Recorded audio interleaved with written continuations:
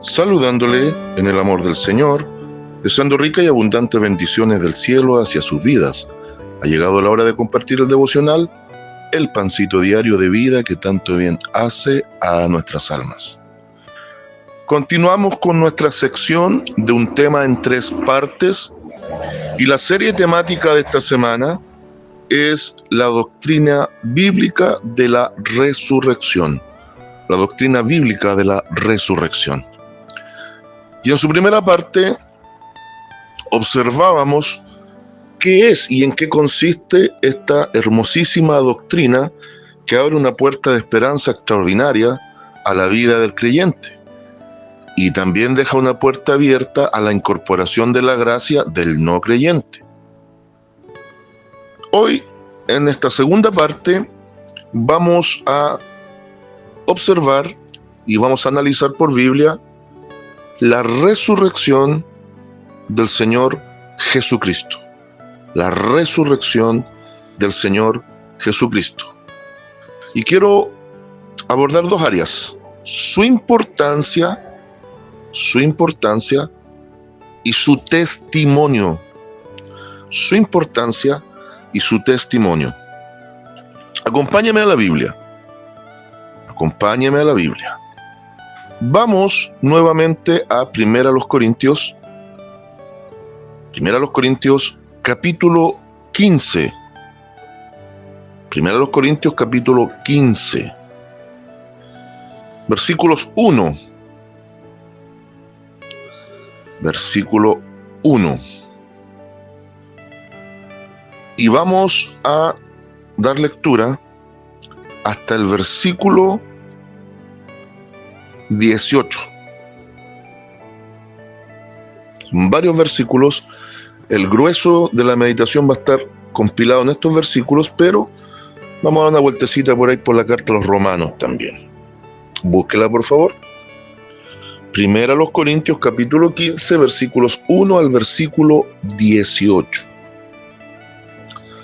Apóstol Pablo, trayendo dirección, corrección y enseñanza a una iglesia inmadura, una iglesia en desorden, una iglesia en división, una iglesia que no era radical en sus convicciones, sino que coqueteaba con el mundo y quería vivir el evangelio con las costumbres antiguas. Me refiero a la iglesia de Corinto. Y en este capítulo 15 da énfasis a corregir los malos entendidos de la doctrina de la resurrección. Bien, si lo ha encontrado, voy a dar lectura en el poderoso nombre del Señor Jesucristo a la palabra de nuestro Dios, que a la letra dice de la siguiente manera, para comunión de Padre, Hijo y Espíritu Santo. Además os declaro, hermanos, el evangelio que os he predicado, el cual también recibisteis, en el cual también perseveráis, por el cual asimismo, si retenéis la palabra que os he predicado, sois salvos, si no creísteis en vano. Porque primeramente os he enseñado lo que asimismo recibí, que Cristo murió por nuestros pecados, conforme a las Escrituras, y que fue sepultado, y que resucitó al tercer día, conforme a las Escrituras, y que apareció a Cefas, y después a los 12. Después apareció a más de 500 hermanos a la vez, de los cuales muchos viven aún y otros ya duermen. Después apareció a Jacobo, después a todos los apóstoles, y al último de todos, como a un abortivo, me apareció a mí, porque yo soy el más pequeño de los apóstoles, que no soy digno de ser llamado apóstol, porque perseguí a la iglesia de Dios, pero por la gracia de Dios soy lo que soy. Y su gracia no ha sido en vano para conmigo, antes he trabajado más que todos ellos. Pero no yo, sino la gracia de Dios conmigo, porque o sea yo o sean ellos, así predicamos y así habéis creído.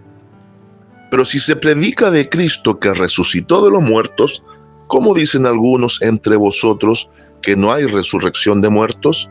Porque si no hay resurrección de muertos, tampoco Cristo resucitó.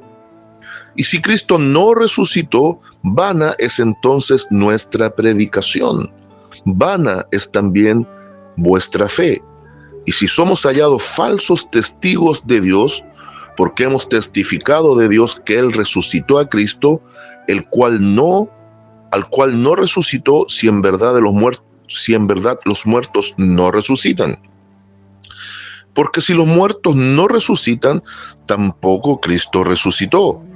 Y si Cristo no resucitó, vuestra fe es vana. Aún estáis en vuestros pecados. Entonces, también los que durmieron en Cristo perecieron.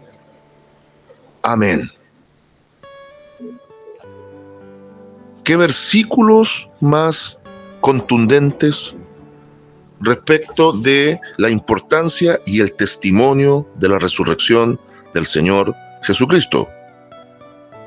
Veamos estos versículos en estos dos contextos: la importancia y el testimonio de la resurrección del Señor. Observe atentamente que el apóstol Pablo usa un sistema de pensamiento lógico. En estos versículos el apóstol Pablo usa el pensamiento y el razonamiento lógico. Vamos a comenzar.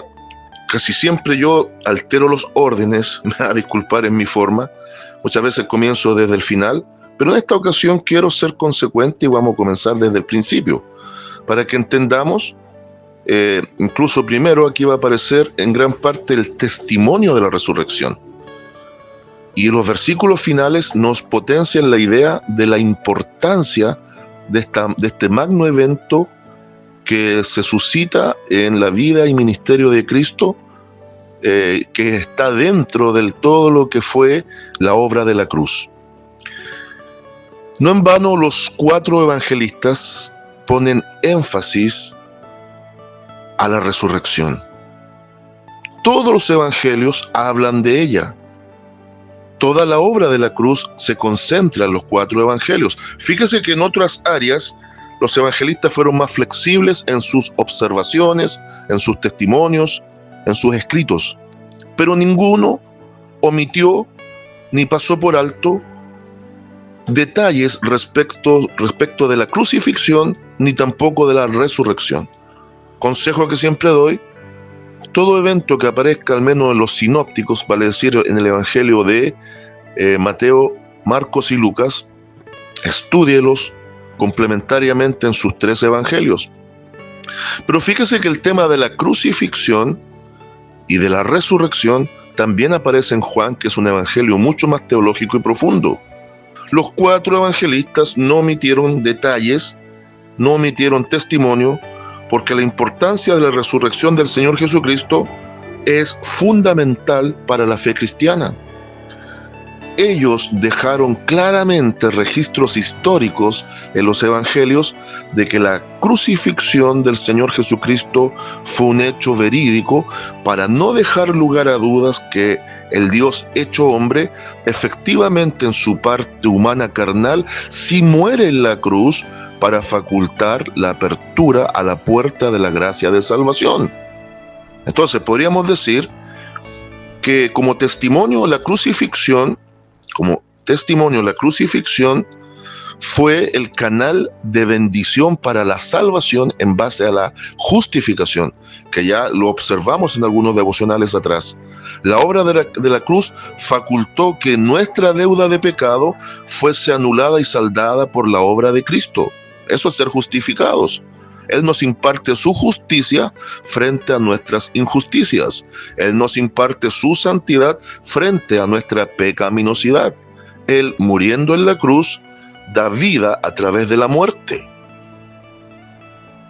Pero si Él no resucitaba, y aquí viene lo fundamental, que es el segundo atisbo de esto, la segunda mirada o perspectiva, todo era vano.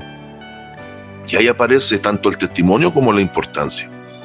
Si Él quedaba preso, digamos así, o quedaba reducido a un cuerpo mortal fallecido, atrapado en las cuatro paredes de esa cueva, de ese sepulcro enclavado en la roca misma de la montaña, no había esperanza para el ser humano. Bendito sea el nombre del Señor.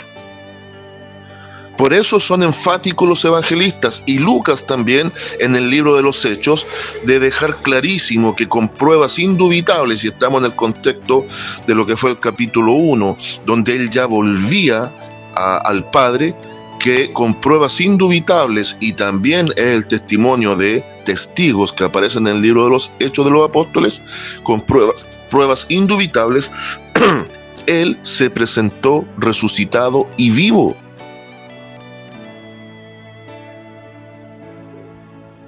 Las mujeres que fueron al sepulcro lo dicen. Pedro y Juan, que corren al sepulcro, lo pudieron comprobar. Cristo y las primicias, vale decir, los primeros santos del Antiguo Testamento que resucitaron a una vida temporal. Que no se olvide que dijimos que la resurrección tiene dos líneas: la temporalidad de resurrecciones como milagros evidentes por Biblia, y una resurrección que ya se denomina permanente cuando Cristo venga por su iglesia y establezca un juicio final para los perdidos, que va a ser la temática del devocional próximo. Los dos grandes tiempos de resurrección. Centrémonos acá. Aquí ya estamos barajando las dos áreas. Testimonio e importancia van a la par, anillo al dedo. La misma importancia de que Cristo resucitara es un testimonio de fe palpable. Y el testimonio indubitable, el testimonio que no deja lugar a la duda del acontecimiento ocurrido, es una prueba de fe práctica y poderosa. Por eso, así como la muerte faculta la entrada a la gracia para la vida eterna, la resurrección de entre los muertos de Cristo faculta literalmente la vida eterna en el creyente. Bendito sea el nombre del Señor. Dado esta explicación, abordemos entonces lo que hemos leído.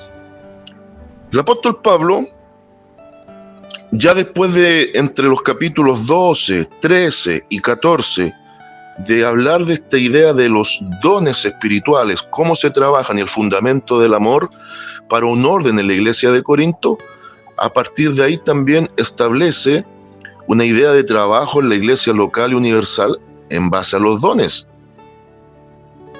Y ahora en el capítulo 15 trae la corrección al malentendido y a la mala enseñanza de algunos maestros de lo que es la resurrección de entre los muertos. Uno de los grandes grupos opositores de Pablo eran los gnósticos, y ellos eran filósofos que también algunos de ellos habían llegado y estaban mezclando la gracia de la salvación, la doctrina que estaba comenzando a moverse fuerte en la iglesia primera, y traían tintes filosóficos en donde no había una credibilidad a la resurrección. Entonces la iglesia de Corinto estaba confundida, y por eso Pablo dice: además os declaro, hermanos, el evangelio que os he predicado, el cual también recibisteis, en el cual también perseveráis, por el cual asimismo, si retenéis la palabra que os he predicado, sois salvos, si no creísteis en vano.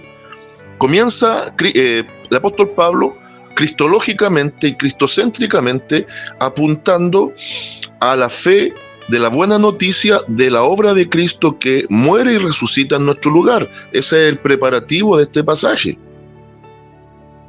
Y dice después en el versículo 3, porque primeramente os he enseñado lo que asimismo recibí.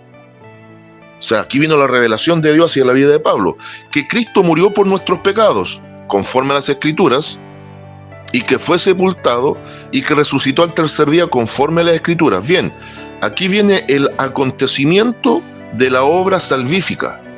Aquí Pablo lo primero que apunta, todo siempre conforme a la Escritura, la justificación, la muerte del santo en el lugar de los pecadores. Y después apunta al hecho que no quede duda que efectivamente murió, porque hasta se dudaba de que hubiese muerto. Algunos creían que todo esto fue un espectáculo, un montaje, una falsedad. Algunos decían que fue un ataque de catalepsia.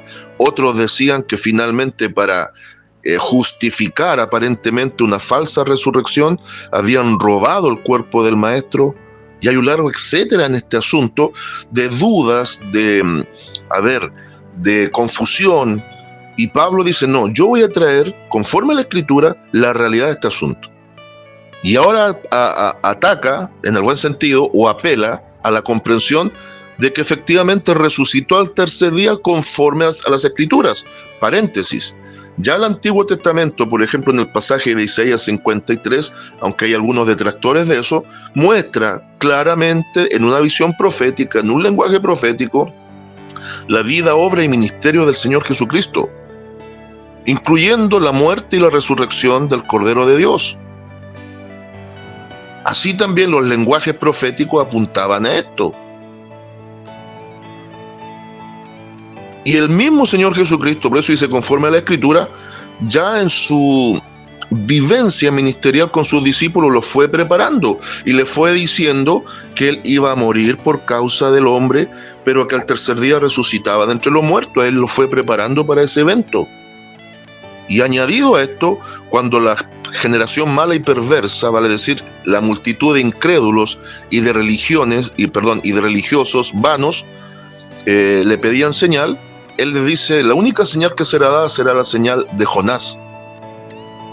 Y así como Jonás estuvo 3 días y 3 noches en el vientre del gran pez, así el Hijo del Hombre, obviamente le estaba aplicando que iba a tener que padecer muerte, pero así como Jonás fue vomitado para un propósito mayor, así Cristo fue resucitado para una salvación absoluta y una entrada a la vida eterna totalmente confirmada en esta obra. Santo, poderoso, bendito y eterno es el nombre del Señor. Avanzamos acá entonces ahora. Y ahora comienza, fíjese, aquí estamos viendo la idea de la importancia, el testimonio mismo, pero ahora vamos a ver el testimonio de los testigos. Versículos 5 en adelante. Después apareció a más de 500 hermanos a la vez, de los cuales muchos viven aún y otros ya duermen. Explicábamos la idea del dormir, que quizá en algún momento lo vamos a profundizar. ¿Usted cree que la iglesia de Cristo era él y 12 discípulos? Error grueso. San Lucas 10, San Mateo 10, en esos contextos aparecen los 12 apóstoles, vale decir, de todo el grupo de discípulos en 3 años casi y medio de ministerio que alcanzó el maestro, tuvo que escoger a 12 de todo su grueso de discipulado. 12, que fueron los apóstoles. Pero en San Lucas 10, en todo ese contexto, se nos muestra una comisión sobre 70 y un retorno de esos 70. Haga una simple suma. Ya tenemos 70 que fueron misioneros y 12 que fueron apóstoles. También misionaron, cada uno a su tiempo. Cada uno a su tiempo. Los 70 van a zonas gentiles y los 12 en el fondo se mueven en áreas judías. Ya tenemos 82. Ahí ya aparece un grueso de iglesia de 82. Pero si después usted analiza el retorno de Cristo ya resucitado y en el proceso pleno de la glorificación final, en el ascenso al Padre, y ya estamos en Hechos 1, capítulo 1, versículos 1 al 11, que aparece todas las órdenes finales, incluyendo el alzamiento al cielo de Cristo a la diestra del Padre. Ahí también claramente se especifica, clarísimamente se especifica que Cristo da una orden de permanecer en Jerusalén y de buscar y pedir la investidura de poder de lo alto. En palabras sencillas, Cristo estaba anunciando la inauguración, surgimiento de la iglesia en el día del Pentecostés, Hechos capítulo 2. ¿Y cuántos aproximadamente perseveraron 10 días hasta que se derramó el Espíritu? Aproximadamente 120. Y aquí Pablo está diciendo 500.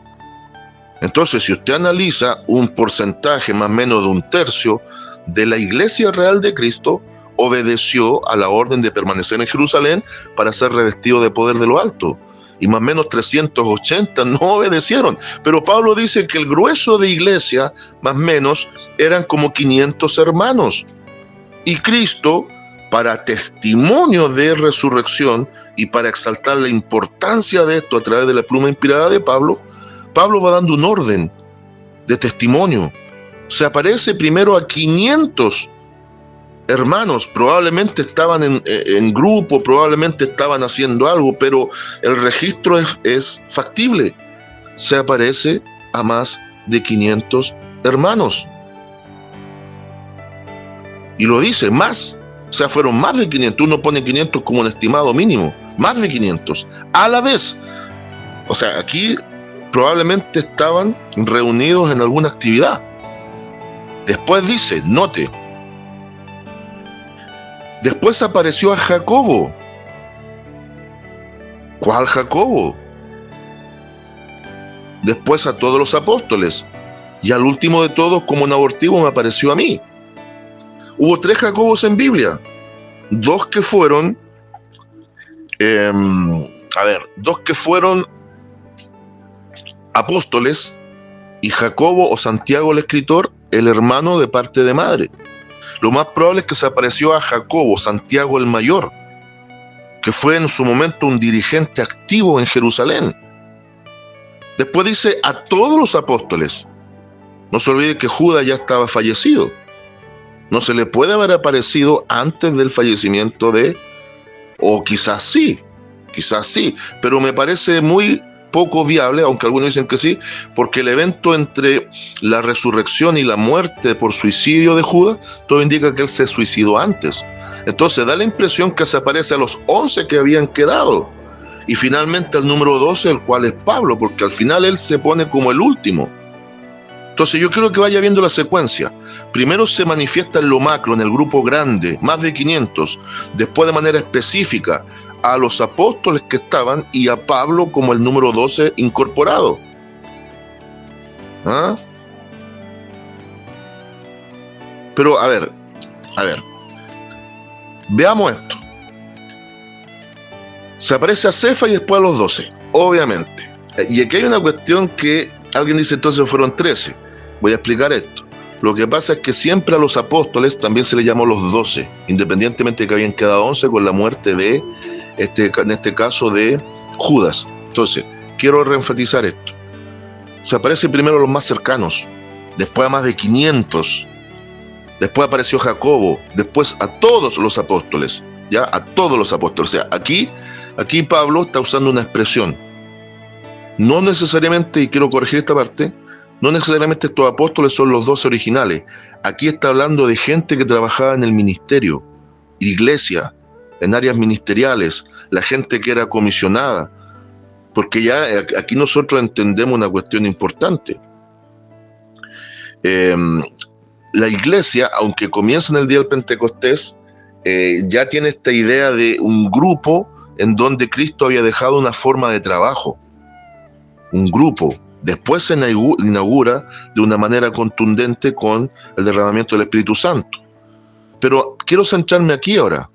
Y al último que se aparece como un abortivo es a Pablo. ¿Por qué usa el término abortivo? Porque usa el término el menor de los apóstoles o el más pequeño. Porque aparentemente él llegó fuera de tiempo. Porque él no caminó los días de la carne con el maestro. Y cuando dice que es el más pequeño, justamente está usando un juego de palabras con el nombre Pablo. Pablo tiene que ver con la idea de pequeño. Y Saulo tiene que ver con la idea de pedido. Saulo de Tarso. Saulo viene de Saúl, que tiene que ver con haber sido pedido y al mismo tiempo entregado. Es como la idea de que fue tomado del mundo y puesto como una ofrenda para la obra misionera. Y Pablo tiene que ver con pequeño. ¿Por qué? Porque la vida de Pablo estuvo demarcada por un trato muy especial del Espíritu Santo para que este hombre siempre mantuviera humildad. Y ahora dice, porque yo soy el más pequeño de los apóstoles, que no soy digno de ser llamado apóstol porque perseguí a la iglesia de Dios. Bueno, aquí hace casi una cuestión de detalle de su vida anterior.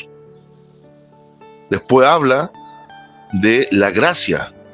Y ahora a partir del versículo 11 dice, porque o sea yo o sean ellos, vale, es decir, él o los apóstoles originales, así predicamos y así habéis creído. Pero aquí viene la parte importante: testimonio e importancia. Y aquí empieza a enfatizar la importancia absoluta de la resurrección de Cristo. Pero si se predica de Cristo, que resucitó de los muertos, ¿cómo dicen algunos entre vosotros que no hay resurrección de muertos? ¿Quiénes? Los gnósticos, los filósofos que coqueteaban con las cosas del mundo y querían también sentirse cristianos, que estaban confundiendo la iglesia. Y ahora Pablo dice, porque si no hay resurrección de muertos, tampoco Cristo resucitó. Y aquí empieza con su análisis racional, su análisis lógico, para traer claridad respecto del asunto. Y si Cristo no resucitó, vana es entonces nuestra predicación, vana es también vuestra fe. Si Cristo no resucita, ellos están perdiendo el tiempo en predicar. Y si Cristo no resucitó, la fe del creyente cae a tierra y al sepulcro.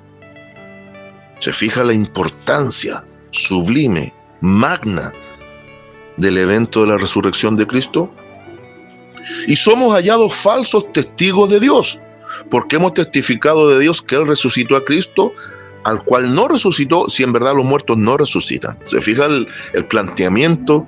Es como que Pablo a esta gente tan lógica, filosófica, les usa una técnica similar para rebatirlos, refutarlos, hacer apología de la resurrección de Cristo y finalmente traer la corrección a la iglesia. Lógicamente, si Cristo no resucitó genuinamente, todo lo que hacemos es vano. Desde la predicación, desde la consagración, que es dedicación de servicio a Él, la fe misma no tendría un sustento, no tendría solidez. Creeríamos en cualquier cosa. Y finalmente pasaríamos como animalitos por esta tierra, que se nos va el espíritu de vida y se acabó y fue todo. Pero la pregunta sería entonces, si no hay más vida después de la muerte y Cristo no resucitó, ¿por qué padeció hasta lo extremo? Por salvarnos. ¿Salvarnos de qué?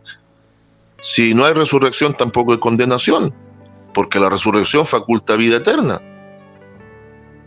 ¿Se fija? Entonces Pablo está usando un argumento lógico de análisis. Y dice, bueno, si hacemos esto y Cristo no resucitó, somos mentirosos. Cierro aquí, mire, pongan mucha atención, porque después vamos a echar una miradita a Romano. Porque si los muertos no resucitan, versículo 16, tampoco Cristo resucitó.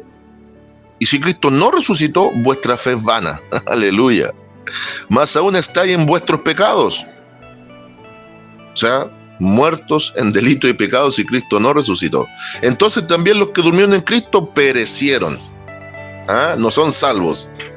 Miren el análisis extraordinario de Pablo. Pero Pablo lo está haciendo casi de una manera,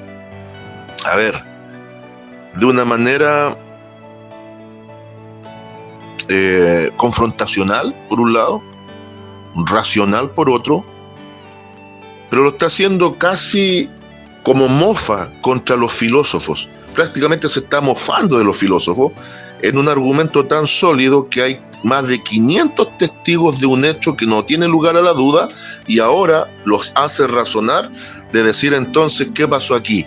¿Es o no es real la resurrección? Y prácticamente con estos argumentos los caza a estos herejes, porque no se puede decir otra cosa, que estaban poniendo dudas respecto de la resurrección de Cristo en la iglesia de Corinto. Acompáñame a Romanos capítulo 10 para concluir. En el contexto del capítulo 10, Pablo aquí está hablando en sentido dispensacional de la relación de salvación entre judíos y gentiles, la iglesia e Israel. Pero note lo que va a decir aquí, como comienza el capítulo 10. Hermanos, ciertamente el anhelo de mi corazón y mi oración a Dios por Israel es para salvación, porque yo les doy testimonio de que tienen celo de Dios, pero no conforme a ciencia, o sea, no conforme al conocimiento de salvación, porque ignorando la justicia de Dios, toda la obra de la cruz y la resurrección, y procurando establecer la suya propia, viven bajo la ley conforme a las obras, no se han sujetado a la justicia de Dios.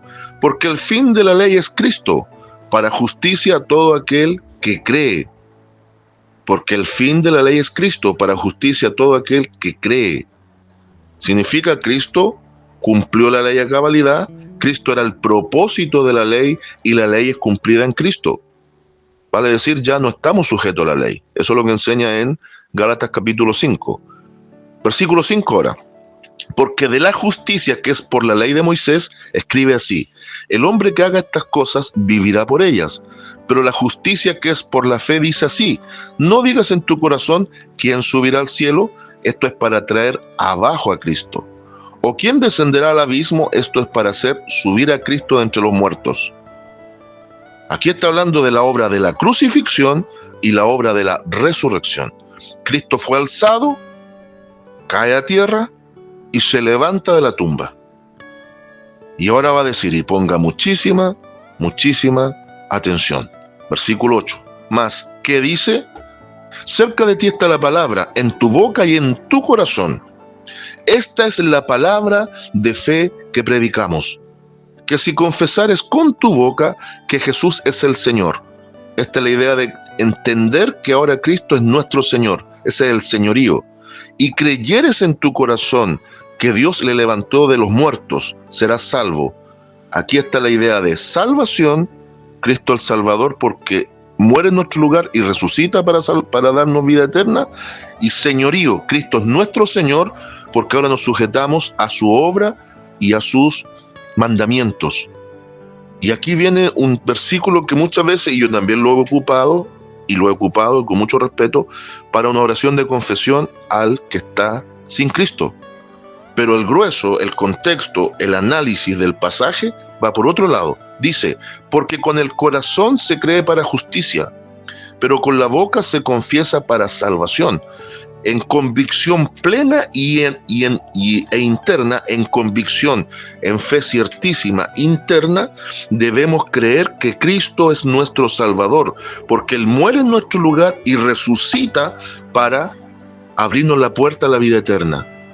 Pero ahora, con la boca, somos testigos, profesamos nuestra fe, decimos que Cristo salva, decimos que Cristo bendice, decimos que Cristo murió y resucitó, y apuntamos todo nuestro mensaje de manera cristocéntrica. Esa es la realidad del pasaje.